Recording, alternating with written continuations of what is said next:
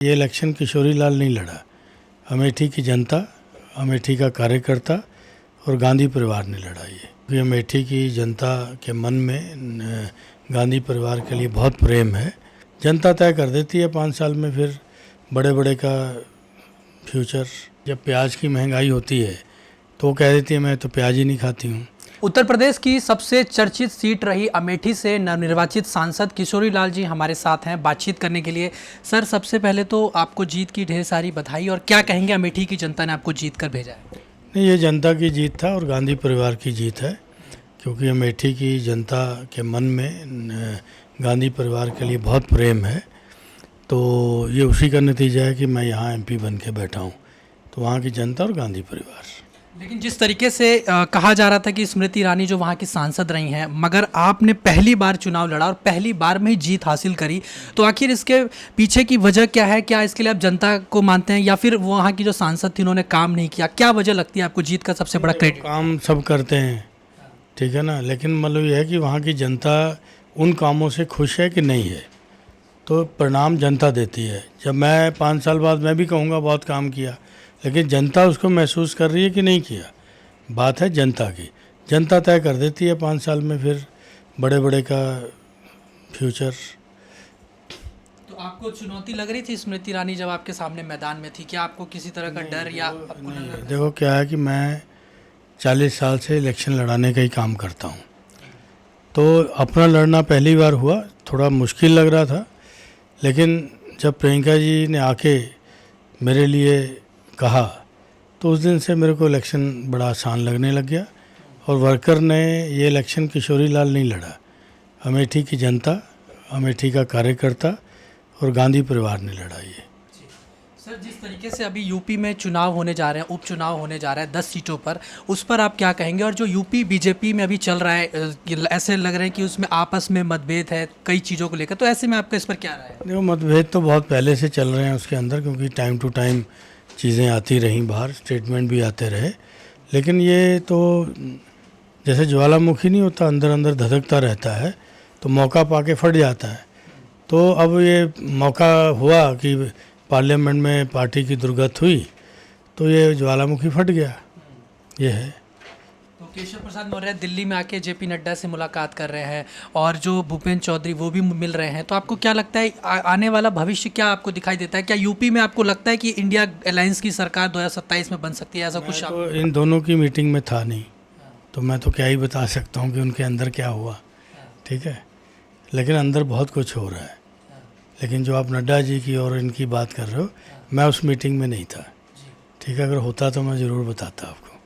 ये बीजेपी का internal matter है, तो ये इनका जवाब आपको बीजेपी में खोजना पड़ेगा। जी, तो कांग्रेस पार्टी की कैसी तैयारी है? विधानसभा चुनाव जो 10 सीटों पर होना है, उसको लेकर आपकी कैसी रणनीति? नेशनल पार्टी हैं, हम लोग इलेक्शन की तैयारी करते हैं, तो हमारी तैयारी बहुत अच्छे से चल रही है। हमारे वहाँ पे हर स्टेट के अंदर हम लोग इलेक्शन की तैयारी कर रहे हैं, उपचुनाव को भी लेकर तैयारी कर रहे हैं। और सर, जिस तरीके से 1-2 सवाल और है मेरा आपसे, जिस तरह से देश में बेरोजगारी की बात करें जो बढ़ गई है, और इसके अलावा महंगाई आपने देखा, तमाम रेट लगातार सब्जी की बात करें जो बढ़ती चली जा रही है, गैस सिलेंडर की बात करें, फल की बात करें, तो जो सरकार, इस सरकार में जो महंगाई और बेरोजगारी बढ़ रही है, इस पर आपकी क्या राय रहेगी? नहीं, देखिए, देश की वित्त मंत्री जब प्याज की महंगाई होती है तो वो कह देती है मैं तो प्याज ही नहीं खाती हूँ। जब ये सेंसिटिविटी है बीजेपी की सोचने की, तो ये महंगाई को कहाँ कंट्रोल कर पाएंगे? कि अगर आप प्याज नहीं खाती तो प्याज महंगा होना रुक जाएगा।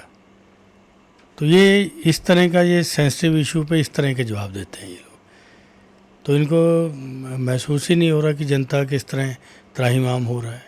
ये इनको महसूस नहीं हो रहा कि कभी सब्जी मंडी जाएं, सब्जी खरीदें तो इनको पता लगेगा, ठीक है। ये है।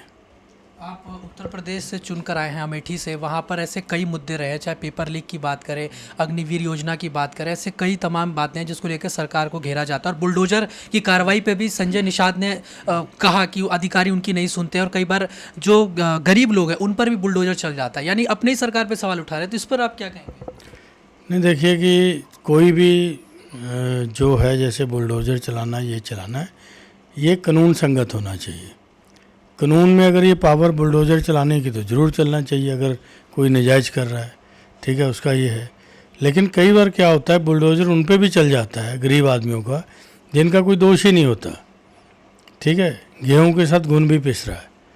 तो ये चीज़ें भी नहीं होनी चाहिए। जो भी इस तरह की कार्रवाई हो न्याय संगत होनी चाहिए, कानून के अनुसार होनी चाहिए। आखिरी सवाल है सर, जिस तरह से अभी जो शिक्षक हैं वो विरोध कर रहे हैं अपनी मांग को लेकर, जो अटेंडेंस ऑनलाइन लगाने को लेकर, मगर सरकार इस पर अभी तक कुछ ऐसा देखने को नहीं मिल रहा है, तो आपको लगता है कि तमाम, चाहे विद्यार्थियों की बात करें, शिक्षकों की बात करें, सभी लोग विरोध प्रदर्शन कर रहे हैं? नहीं देखो, वो तो स्थगन का जो अटेंडेंस की बात है, उनके स्थगन आ गया उसके ऊपर। उन्होंने एक कमेटी बना दी है कि वो कमेटी बैठ के तय करेगी इसका क्या सलूशन निकलना चाहिए। तो उसके ऊपर स्थगन आ गया, वो मतलब उसको रोक दिया गया अभी फ़िलहाल। ठीक है, ये हो गया है। आप लोग यानी कि उन शिक्षकों के साथ और उन विद्यार्थियों के साथ खड़े हैं जो अपनी मांगों को लेकर लगातार सड़क पे विरोध प्रदर्शन कर रहे हैं? देखो, मेरा तो अपना मत है कि शिक्षक को, अगर शिक्षक पैसे लेता है तो उसको मतलब विद्यालय में जाना चाहिए।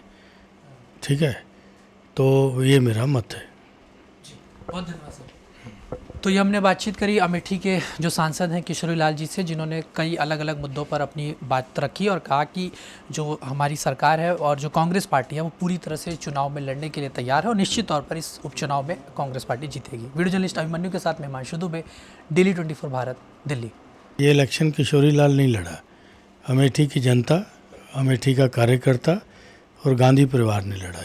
ये अमेठी की जनता के मन में गांधी परिवार के लिए बहुत प्रेम है। जनता तय कर देती है 5 साल में फिर बड़े बड़े का फ्यूचर। जब प्याज की महंगाई होती है तो वो कह देती है मैं तो प्याज ही नहीं खाती हूँ।